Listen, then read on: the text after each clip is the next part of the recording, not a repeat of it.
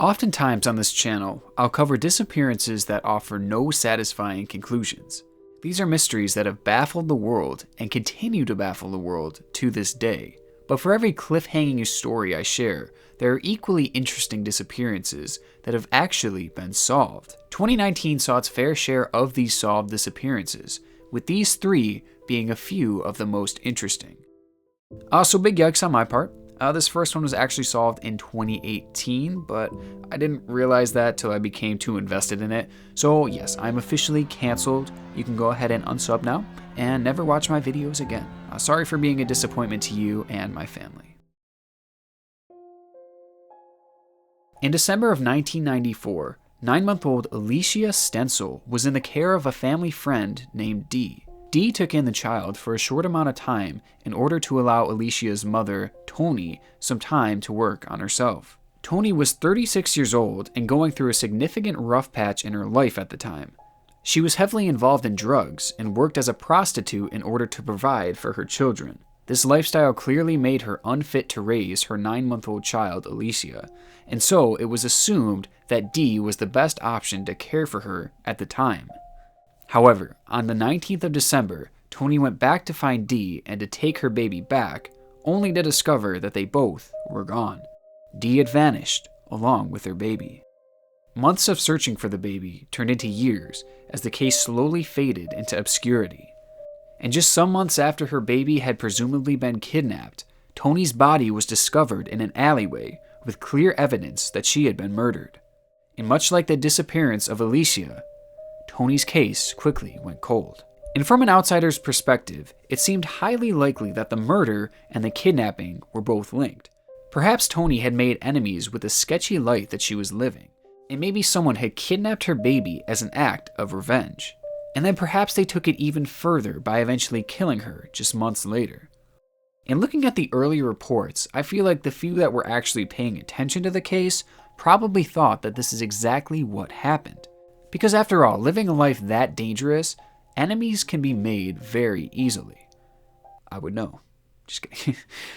But despite this seeming to be a solid theory, no new evidence or leads came forward in the case for many years. And it wasn't until 2016 that the case finally began to gain some momentum.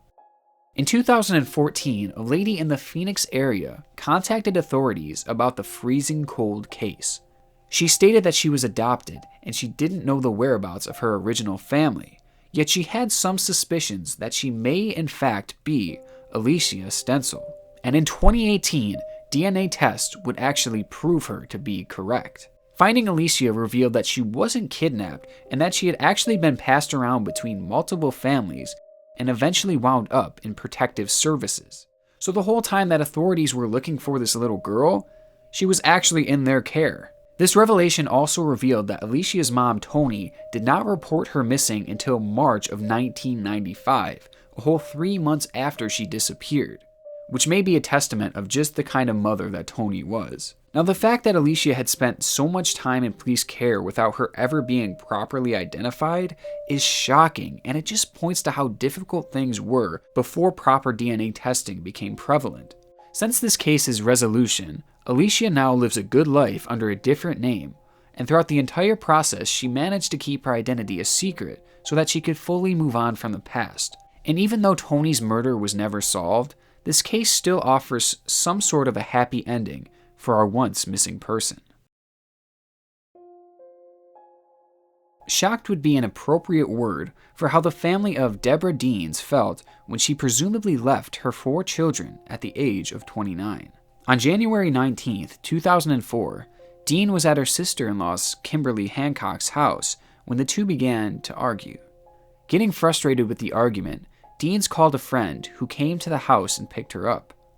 And this would be the last time that Deans would ever be seen alive. Many in her family assumed that the stress of her life had caused her to run away. After all, she had 4 kids, and she was only caring for 2 of them at the moment, with the other 2 living with her grandmother. This was mainly because of Dean's financial struggles and the fact that she had just recently been released from prison. Dean's life clearly wasn't easy, and perhaps having kids was just too much of a struggle at the time. A situation like this isn't unheard of, as many people choose to flee their current lives to completely start over. And in Dean's case, this actually appeared to be confirmed shortly after her disappearance. Deborah supposedly called Kimberly Hancock and told her that she could not handle the stress of her current life and that she would not be returning anytime soon. Despite the shock of it all, due to Hancock's statement, many settled on the conclusion that Deans was alive and well and simply living a brand new life. But for authorities, Hancock's story seemed a little too convenient. For starters, Hancock couldn't name any details about the car that had picked Deans up. Also, they had clearly been fighting on the day that she had last been seen, potentially providing a motive for her murder. And the fact that Deans had only called her, and not her mother or anyone else she was closer with, is actually quite suspicious.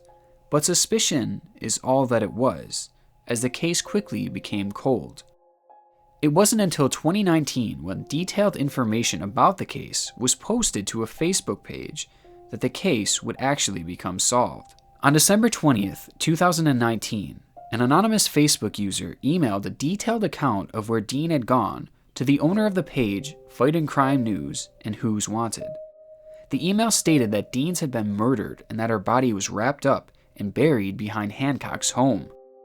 After the anonymous tip was sent into the police, her body was found exactly where the sender had said that it was. Further evidence proved that after the argument Deans had had with Hancock, Hancock had killed Deans and buried her in a shallow grave in her backyard. Adding more shock to this crime was the revelation that Hancock had actually murdered her own father many years prior. And even more shockingly, her stepbrother had mysteriously been murdered as well, with the killer never being caught. But now with Hancock's proven history of murdering her family members, one could assume that she may have had something to do with it. Although the end of Deborah Dean's story is a sad one, her family can take some comfort in at least having closure on the case. And with Hancock behind bars, perhaps they can feel a little safer at night. Okay, so when I was doing research on this, The Independent posted an article about this case, and this is the picture that they used. Bruh. The disrespect of it all. Oh my god. You got enough pixels there. In 2000, a Croatian woman named Jasmiyah Dominic disappeared from her family's home. At the age of 23, Jasmiyah had apparently told her family that she was moving to Paris in order to work on a cruise ship and to travel the world. Her family legally had no control over her, so they stood back and let her go, hoping that one day she would return. That day would never come. 5 years after she had first left, the family had not heard a single word from her. No letters, no calls, no appearances. The family offered all sorts of theories on where she could have been, but that just left authorities searching all over for the missing girl. Eventually, this search would become halted, as years would go by with no credible leads on the case. It wouldn't take long for authorities to grow suspicious about Jasmiyah's family, as they found it strange that they had reported her disappearance so late. Also, their stories of where she could have gone never seemed to completely match up. But after searching the family's home and doing some investigation into them, no evidence was ever found linking any of her family members to the disappearance. With the way that Jasmiyah had supposedly left, there was really no way they could tell where she was now, and they would just have to wait for her to contact them. And with that, the case went cold for nearly a decade. That was until February of 2019. In the home where Jasmiyah Dominic had grown up, a big storm had caused all of the power within the home to be shut off. While in the house, outside family members of Jasmiyah noticed a strange smell coming from the freezer. Assuming that some of the food must have turned bad due to the power outage, a family member opened the door to reveal the body of Jasmiyah.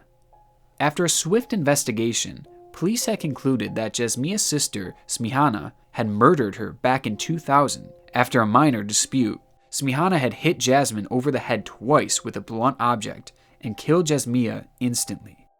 Rather than turning herself in or calling the authorities, she promptly told her parents, who helped her cover up the murder. They put her body in the freezer and purposefully misled police into investigating dead ends.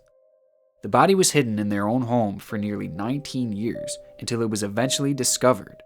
Jasmiyah has since been charged with murder and has been put into prison, while Jasmina's body was finally given a proper burial.